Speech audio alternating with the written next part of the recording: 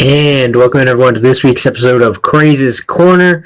No Will or Jeff today, just going to be me. I'm going to be going through some week one overreactions, kind of talking about storylines in week one, things that we saw, some things we expected, some things we didn't, telling you whether or not I think that most people are overreacting to this news or reacting correctly. So I'm going to let you know my thoughts on each news topic. Going to be starting us off on that amazing game we watched on Sunday night where the Ravens came up just short. We saw Zay Flowers have one of his all-time best games. He had 2 carries for 8 yards, but more importantly, 7 receptions on 9 targets, putting up 24, almost 25 fantasy points and half-point PPR. He had 143 yards and a touchdown. The team was without Isaiah Likely, but to me, this is kind of what we are expecting to see from Zay Flowers going forward. I think that he is the wide receiver one in Baltimore, with Mark Andrews being older. Him and Likely will be splitting at the tight end when they throw the ball, which Lamar Jackson has been doing fantastically over the past couple seasons now with Todd Monken in there in Baltimore. I think that Zay Flowers is going to be that guy for an amazing offense, and I think that he's a guy you're going to want to be starting week in and week out from now on to the rest of the season. They play Cleveland and Detroit, and I think you'll be able to start him in both of those games and be happy with it. Then I'm going to take us to maybe what was more of a disappointing week for this team, and that's the Detroit Lions, who put up 13 points. This is a team last year that led the league in scoring, a team that lost their offensive coordinator in Ben Johnson. Jahmyr Gibbs put up the least amount of receiving yards for any player to ever have 10 receptions in week one. 9 carries, 19 yards, 10 receptions for 31 yards. Montgomery only put up 6 fantasy points. Slop led the Lions wide receivers in touchdown and fantasy points because he scored the touchdown. Amon-Ra was only 4 for 45, and Jameson Williams was only 4 for 23. Laporta, better week. He was 6 for 79. So looking at this team, they played Green Bay, and the Green Bay defense is good. Green Bay is a good team, a divisional matchup in Lambeau Field. So it was going to be a tough game for the Lions. I think that this is a team that's going to rebound when you're looking at, kind of what are the Lions got in the upcoming games. They play Chicago this week, who looked good at the first half of the game against Minnesota, but Minnesota was able to put up some points. So I think we see a bounce-back week for all of the Detroit Lions this week. Then they play Baltimore, who just let up a bunch of points to the Buffalo Bills in week one. So I do like this as a rebound. I don't think we're looking at this Lions team and you should be pivoting away from Jahmyr Gibbs, Amon-Ra St. Brown, Jameson Williams. I think you can still start those guys.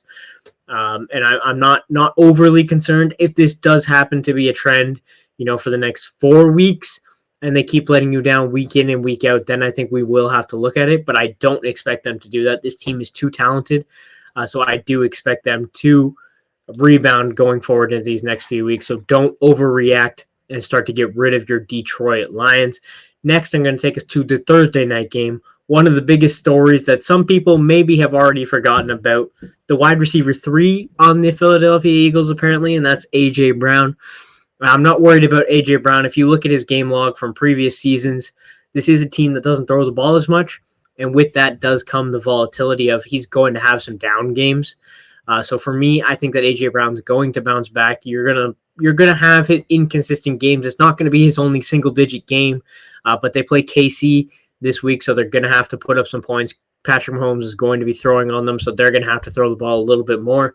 And then they play the Rams, Tampa, Denver, all teams that they're going to be throwing the ball probably a little bit more than they did against Dallas. Even though Dallas was competitive in that game, they were running the ball very well, and Dallas Goedert was getting all of the receptions. So I think that A.J. Brown will bounce back. He's still one of the best wide receivers in the league. I am not worried there. However, there is a wide receiver that does worry me because he's older and because his quarterback looked atrocious on this past weekend, and that's Tyreek Hill. Tyreek Hill, 4 for 40, 6 targets. Normally a guy who, he can break tackles, he can get over the defense, he can get behind you, but we haven't really seen that in the past year and a half. It's been a while since he's had a 30-plus yard reception, and Tua looked bad when you get him off of his first mark, as Xavier Howard said. He struggles. So if his first reads aren't working for him, that could be an issue we see all year. This Dolphins offense in general, with Mike McDaniels at quarterback or at head coach, could be the last year for them. They could switch coaches halfway through the season. Tyreek Hill could be traded, and maybe that's good for him if he ends up in Kansas City with Patrick Mahomes again. Maybe he can put up some better fantasy finishes. But for right now in Miami, I'm definitely nervous. Against New England this week, I'm probably starting him, and against Buffalo next week, because those are two games where they're probably favored to lose. So they're going to be throwing the ball. I think that McDaniels is going to have to scheme Tyreek Hill the ball, him and Devon Achane. They're going to have to do something to get this team to make them have a chance at winning. So there is that opportunity, but I think if you have a better option, maybe a guy who you didn't draft quite as highly but is safer, maybe you do put him in your starting lineup, because it could be rough for Tyreek Hill. But 4 for 40 in a PPR league, 8 points, not great, but at least it wasn't 1 point like you got from A.J. Brown, so he should at least have that going for him. But definitely of concern going forward. Tua needs to look better, and then Tyreek Hill needs to look explosive again. A guy who looked really good in his game, but didn't have the fantasy finish, that is Terry McLaurin against the Giants, a guy who just missed on a super long touchdown. It was about a yard in front of him. If that had been a little bit better, then his fantasy finish wouldn't have looked so bad. He only had 4 targets, which is the issue. Looking at Debo, he had 10 targets, 7 receptions, plus he got a 19-yard carry. So Terry McLaurin, who missed all of the offseason, so maybe he's going to get worked in more into the offense. But looking back last year, when he was the wide receiver 5, the targets weren't necessarily as high as 10 targets a game. That's not who he was. He wasn't a heavy reception guy. He was those big plays, and those are going to come for him. Again, kind of like A.J. Brown, it's a little bit more inconsistent how it comes because he's not a volume player, but I do think that it's going to get better. I don't think Debo is going to get 10 receptions every week and Terry, or 10 targets, and Terry's only going to get 4. I think we will see that come a little bit closer, but Terry is, again, a guy last year that was touchdowns that really elevated him, so hopefully those do come, and as I said, if he did hit on that really long pass that they just missed on, his fantasy finish would have been much better. So I'm not really concerned with Terry McLaurin. They play Green Bay on Thursday night, so when this comes out, the game will have already happened. So I'm not going to comment on how he's going to do this week, but then he plays Las Vegas, Atlanta, and the Chargers, and I think he will be in your starting lineup for those games. Then we got the Green Bay Packers, who just talked about that there's also playing on Thursday night, so I'm not going to talk too much about them. Jaden Reed scored, and Tucker Kraft scored. They just extended Christian Watson. My advice is to not start these guys unless you absolutely have to. You're really relying upon a touchdown at this position for the Packers. Tucker Kraft is a tight end, so if you're looking for a tight end, you could start Tucker Kraft because you don't need to do as much at the tight end position as you do at the wide receiver position to be relevant and to really elevate your team. But for me, when you're looking at Jaden Reed, Romeo Dobbs, if you want the rookie Matthew Golden, none of those guys really are going to be consistent options week in, week out until we see it happen, because they have so many guys, they have so many targets, and when they're running the ball well with Josh Jacobs, if they're not trailing, which with their defense upgraded now has Micah Parsons on it, and the running game that they have probably doesn't profile to happen too often where they're going to be throwing the ball 40 times a game. It's definitely going to be inconsistent for these wide receivers unless someone really just comes out and says, I'm the wide receiver 1 and really demands those targets.